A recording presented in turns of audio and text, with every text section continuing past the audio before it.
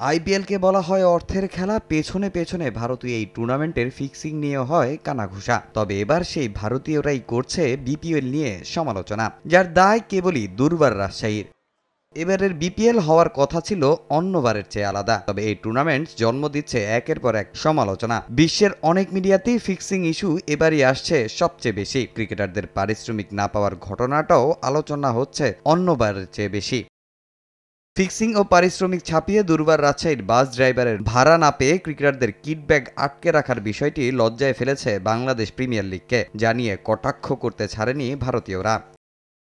Bangladesh premier লিগে একজন মালিক হোটেলের বিল দেয়নি, ক্রিকেটারদের পারিশ্রমিক দেয়নি, প্লেয়ারদের বিমানের টিকিটও করে দেয়নি, বাস ভাড়া না দেয়ায় ড্রাইভার ক্রিকেটারদের কিট ব্যাগ রেখে দিয়েছে। ফিক্সিং নিয়েও অনেক আলোচনা হচ্ছে। সত্যি এটা লজ্জার।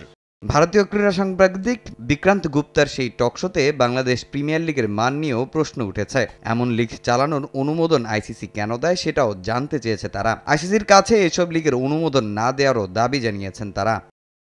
এখন সময় এসেছে আইসিসির বুঝতে হবে কোন লিগকে তারা অনুমোদন দেবে, সেই লিগকে নিয়েই কাজ করতে হবে। এসব লিগে একজন বড় ক্রিকেটার গেলে তার পারিশ্রমিক ধাপে ধাপে দেওয়া হয়, তাও অনেকে পুরো অর্থ পায় না। তাদেরই যদি এমন হয় তাহলে ভাবেন অন্য ক্রিকেটারদের ক্ষেত্রে কেমন হয়। আমি মনে করি আইসিসির কঠোর হওয়া উচিত। এবার নিয়ে চলছে বিপিএল এর 11তম আসর। দিন দিন এর সমালোচনা কেবল বাড়ছে। এর দায় নিতে হবে বিসিবিকেও।